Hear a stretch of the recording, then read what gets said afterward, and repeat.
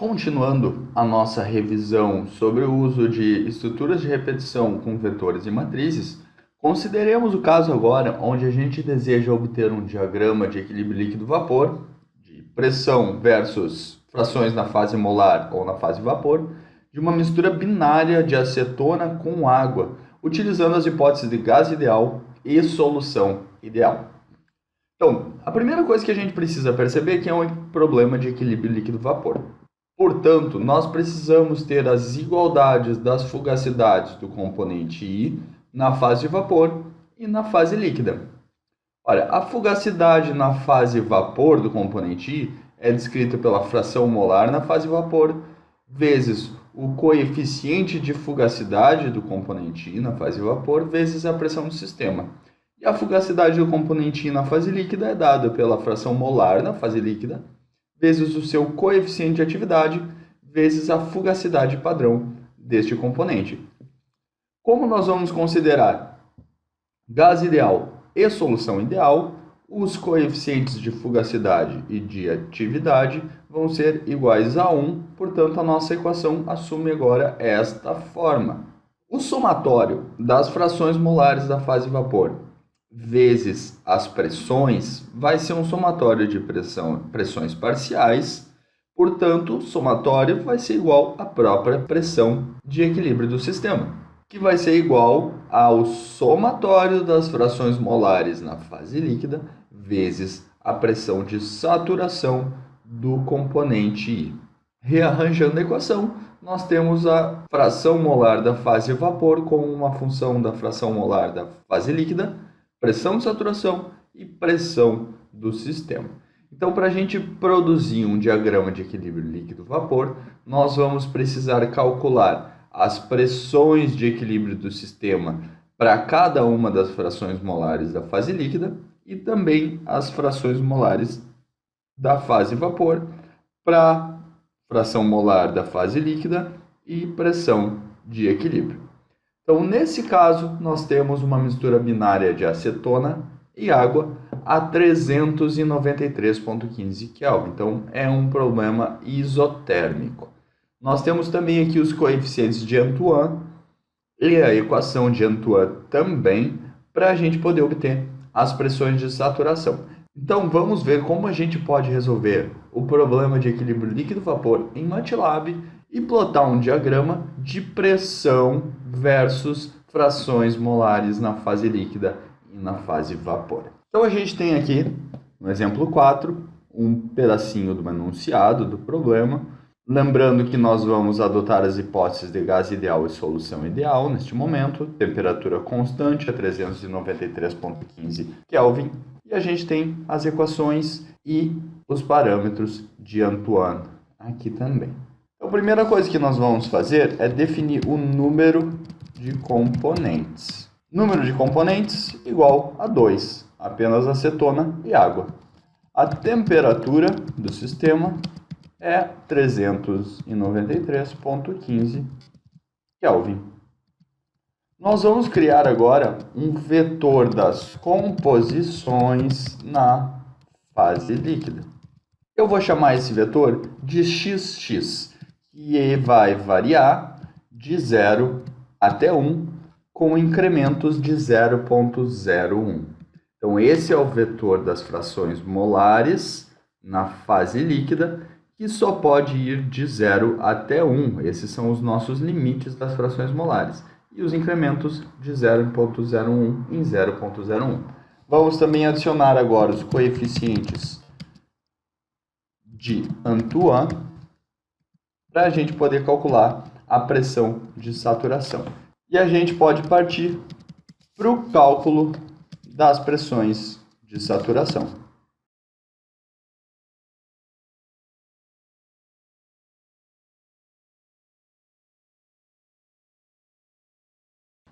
Então, com o loop apresentado nas linhas 22 a 24, nós calculamos as pressões de saturação para os dois componentes. Como nós utilizamos uma estrutura de repetição, com I variando de 1 até o número de componentes, nós não precisamos repetir essa equação para calcular uma segunda pressão de saturação, pois as duas já vão estar sendo calculadas nesta linha, na primeira e na segunda vez que nós passarmos dentro desse loop. Sendo assim, as pressões de saturação, que são uma função da temperatura, que neste caso é constante, já estão calculadas nas linhas 22 a 24. A pressão de saturação obtida com estes parâmetros das linhas 18 a 20 são fornecidas como pressões em milímetros de mercúrio. Então, nós vamos fazer uma conversão de milímetros de mercúrio para bar, para ficar numa unidade mais comum. Assim, nós temos a conversão de milímetros de mercúrio para bar. Ok, então nós temos agora as pressões de saturação calculadas e temos um vetor das frações molares na fase líquida que vai de 0 até 1. E também temos a nossa temperatura, como se trata de um problema isotérmico, temperatura constante a 393,15 Kelvin. Agora nós precisamos calcular a pressão do sistema para cada uma das composições possíveis na fase líquida e depois as frações molares na fase vapor para cada uma dessas composições. Ora, se nós vamos calcular a pressão para cada um dos valores do vetor das frações molares na fase líquida, é prático que nós façamos um loop. Então, comecemos adicionando for e indo de 1 até o número de elementos em xx. Ou seja, nós vamos calcular as pressões e as frações molares na fase vapor para todos os valores de xx. Agora, nós vamos criar um vetor chamado x, que vai pegar o valor de xx no índice i.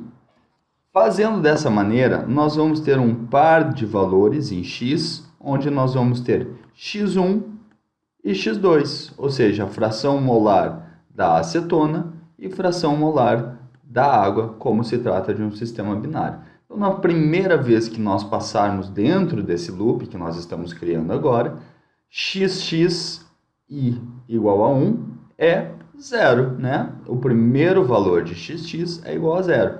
Portanto, nós teremos uma fração molar de 0 para a acetona e 1 menos 0 para a água. Assim, nós temos o nosso par das frações molares na fase líquida, que vai ser utilizado para a gente fazer os próximos cálculos.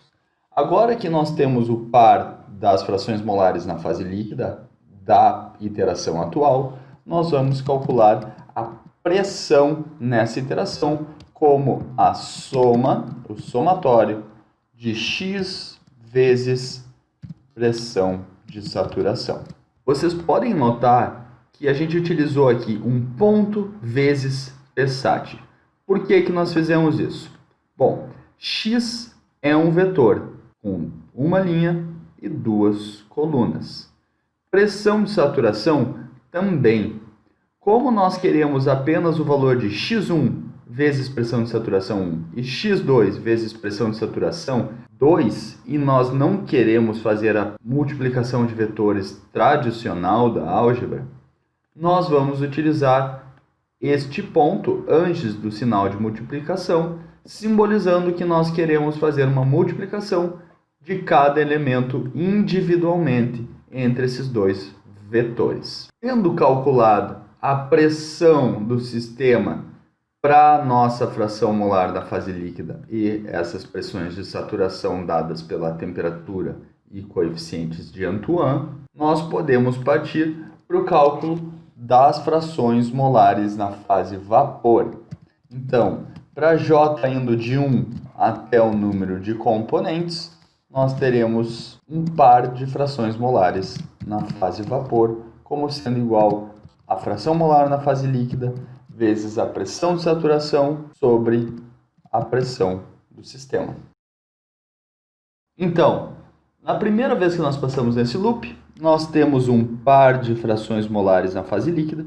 Esses valores serão utilizados para a gente calcular a pressão do sistema, dada pelo somatório do produto de x e pressão de saturação.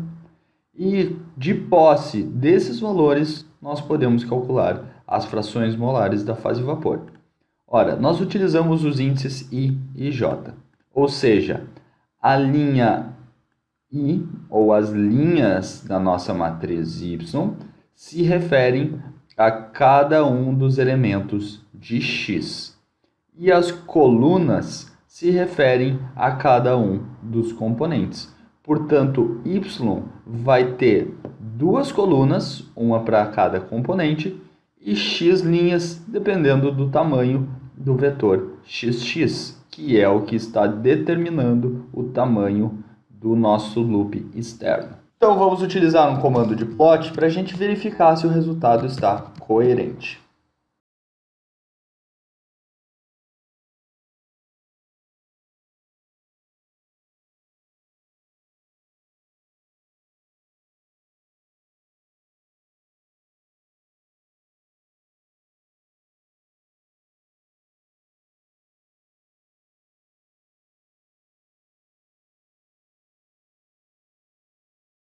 Então nós temos agora aqui, no lado direito, o diagrama de equilíbrio líquido-vapor da pressão com uma função das frações molares. A gente pode perceber que a gente tem um comportamento linear aqui na fase líquida, porque nós consideramos solução ideal.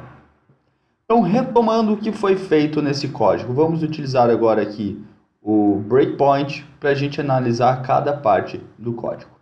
Então, o primeiro breakpoint vai ser aqui no final do primeiro loop, responsável pelo cálculo das pressões de saturação. Então, a gente vai rodar até ali.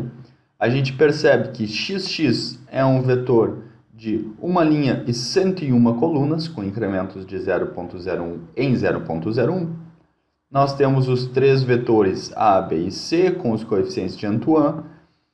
E número de componentes é igual a 2, portanto nós vamos passar duas vezes dentro desse loop. A primeira vez que nós passamos, I igual a 1, portanto a gente vai utilizar o primeiro valor de A, o primeiro valor de B e o primeiro valor de C para calcular a primeira pressão de saturação. Quando a gente passa dentro do loop novamente, a gente tem o valor de I igual a 2, então nós vamos utilizar o segundo valor de A, o segundo valor de B e o segundo valor de C para calcular o segundo valor da pressão de saturação. Essas pressões de saturação vão ser convertidas para bar na linha 25. E aqui a gente tem o nosso par de pressões de saturação para acetona e água. Na linha 27, nós iniciamos o loop de cálculo do equilíbrio líquido-vapor. Então, este loop externo é vinculado ao número de elementos do vetor XX. Este vetor que varre todas as frações molares da fase líquida possíveis, indo de 0 até 1. Então, I está variando de 1 até 101, que é o tamanho do vetor XX. Assim, a primeira vez que nós passamos dentro deste loop, I é igual a 1. Portanto, x vai pegar o primeiro valor de xx e 1 menos o primeiro valor de xx. E assim a gente tem o nosso primeiro par de frações molares da fase líquida como sendo 0 e 1. Com este par, a gente calcula a pressão do sistema para esta temperatura com este par de valores da fração molar na fase líquida. Então, assim a gente tem a pressão do sistema calculado. Utilizando esta pressão, nós vamos criar um novo loop, um loop interno, que vai calcular quais os valores das frações molares na fase vapor dos componentes 1 e 2 e são correspondentes ao par X da iteração I. Assim, a gente vai calcular Y no ponto I para o componente J, como sendo igual a x do componente J vezes a pressão de saturação do componente J dividido pela pressão do sistema no ponto I. E assim a gente vai obter um vetor com duas colunas e 101 linhas para o vetor Y, que é o vetor com as frações molares da fase vapor, representado pela linha vermelha no nosso gráfico. Vocês podem reparar também que na linha 34, no comando plot, nós utilizamos xx como variável independente para o eixo x do nosso plot. que é o vetor que nós criamos na linha 16 para varrer todas as frações molares na fase líquida possíveis. Assim, nós vamos ter um valor da pressão para cada valor de xx e nós vamos ter, portanto, um valor da pressão para cada valor de y. E este valor de y também está vinculado a xx. Notem também que em y nós utilizamos 2 pontos, vírgula 1, porque nós desejamos pegar todos os pontos calculados para y do primeiro componente. Assim, nós temos um plot, nós mudamos a espessura das linhas que vão ser plotadas, adicionamos linhas de grade, adicionamos títulos para as duas curvas, a legenda x1 e y1, onde este underline significa que nós vamos ter o valor subscrito, e também adicionamos os títulos dos eixos x e y. E assim a gente conseguiu produzir um diagrama de equilíbrio líquido-vapor com as hipóteses de gás ideal e solução ideal para uma mistura binária. Vejamos agora como que nós podemos resolver o mesmo problema para uma mesma mistura binária, porém agora não mais adotando solução ideal. Então, neste segundo exemplo de curva de equilíbrio líquido-vapor, nós temos novamente o sistema binário de acetona e água, a mesma temperatura de 393,15 Kelvin, porém agora nós vamos utilizar uma solução não ideal. E a não idealidade desta solução, desse sistema binário, vai ser descrito pelo modelo de Van Laar, o modelo de coeficiente de atividade de Van Laar. Para sistemas binários, as equações de Van Laar são dadas aqui nas linhas 11 e 12, já com os parâmetros de interação binária dos componentes acetona e água. Então, a estrutura do código utilizado para a produção do diagrama de equilíbrio líquido-vapor, quando nós utilizamos solução não ideal, é muito semelhante à utilizada anteriormente. Então, nós vamos ter novamente a definição do número de componentes, como sendo igual a 2, a temperatura do sistema, 393,15 Kelvin, e nós vamos novamente utilizar o vetor que vai varrer as frações molares na fase líquida, indo de 0 até 1, com incrementos de 0,01. Agora, nós adicionamos também no código os coeficientes de Antoine A, B e C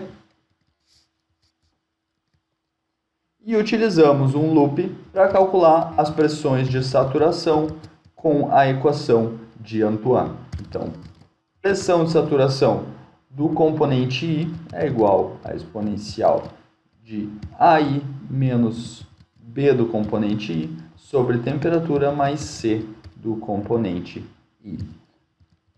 Assim, nas linhas 22 a 24, nós calculamos as pressões de saturação dos dois componentes do sistema e fazemos a conversão de milímetros de mercúrio para bar. Agora, antes de nós iniciarmos o nosso loop para cálculo de equilíbrio líquido-vapor, nós vamos adicionar os parâmetros de Van Laar. A12 sendo igual a 2.1041 e A21 igual a 1.5555. Então, só retomando, quando nós consideramos uma solução não ideal, o coeficiente de atividade não mais é igual a 1. Então, nós estamos considerando gás ideal, portanto, o coeficiente de fugacidade continua sendo igual a 1, portanto, ele não vai aparecer aqui, porque ele é uma unidade. Mas o coeficiente de atividade não mais vai ser igual a 1 e vai ser dado pelas equações de Van Laar. Como que a gente vai poder calcular a nossa curva de equilíbrio líquido-vapor utilizando um modelo de coeficientes de atividade de uma maneira bem simples? Então, nós já adicionamos os parâmetros de Van Laar e agora nós vamos criar o loop para fazer os cálculos do equilíbrio líquido-vapor. Da mesma maneira que nós fizemos anteriormente, o loop externo, que varia em I, vai de 1 até o número de elementos do vetor x. E novamente, nós vamos criar um par de composições na fase líquida, como sendo xxi e 1 menos xxi. Ou seja, a cada iteração que nós passarmos dentro do nosso loop, xx vai mudar, portanto o segundo elemento também vai mudar, pois ele é 1 menos xx, e nós teremos um novo par de frações molares na fase líquida para fazermos os cálculos de pressão e composição na fase vapor. Ok, então agora nós precisamos dos cálculos de gama para obter os coeficientes de atividade para a gente poder utilizar a contribuição da não idealidade do sistema. Então, o primeiro gama vai ser o gama 1, ou seja, o coeficiente de atividade atrelado à acetona nesta mistura binária, como sendo o exponencial, porque nós temos aqui que gama nós temos uma equação para ln de gama e nós queremos obter apenas o valor de gama. Então, exponencial de A12 vezes A21 vezes x2 dividido por A12 vezes x1 mais A21 vezes x2. Tudo isto ao quadrado. E por fim nós fechamos o termo da exponencial. Vamos copiar essa linha e fazer as modificações para o segundo coeficiente de atividade. Então aqui é A21, aqui é A12, x1 e o denominador permanece o mesmo. Então nas linhas 32 e 33 nós utilizamos o modelo de Van Laar para calcular os dois coeficientes de atividade. Para fins de praticidade, eu vou alocar os dois coeficientes de atividade que nós acabamos de calcular num vetor gama. Agora nós podemos utilizar um loop para calcular a pressão parcial de cada um dos componentes. Então, para J indo de 1 até o número de componentes, nós vamos ter que a pressão parcial do componente J é igual à fração molar na fase líquida do componente J vezes o coeficiente de atividade desse componente J vezes a pressão de saturação deste componente. Então, nós iremos passar duas vezes por este loop interno, porque nós temos um número de componentes igual a 2, e, portanto, nós vamos calcular as pressões de saturação dos dois componentes. Tendo calculado as duas pressões parciais, nós sabemos que a soma das pressões parciais de um sistema é igual à pressão total do sistema. Então, a pressão total do sistema no ponto I, ou seja, para este par de frações molares, nós temos como sendo igual ao somatório das pressões parciais dos dois componentes. Então, somatório de PI. Nós não precisamos utilizar um índice aqui, porque ele vai fazer o somatório de todo o vetor PI, que tem um tamanho 2. Agora basta criar o loop para o cálculo das frações molares na fase vapor, e nós teremos novamente todas as informações calculadas.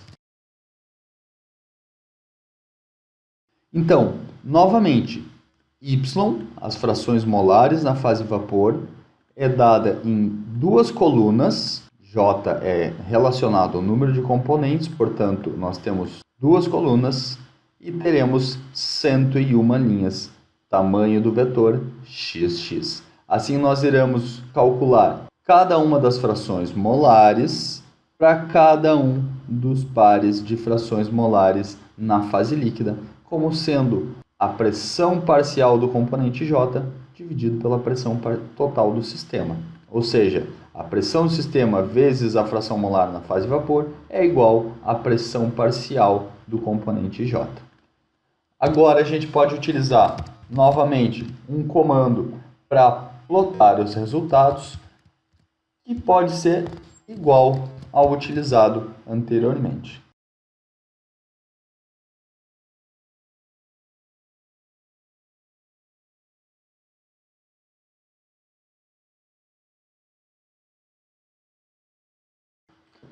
Agora nós temos então a curva de equilíbrio líquido-vapor da mistura binária de acetona e água, considerando gás ideal, porém considerando solução não ideal, onde a não idealidade é descrita pelos coeficientes de atividade obtidos com o modelo Van Laer.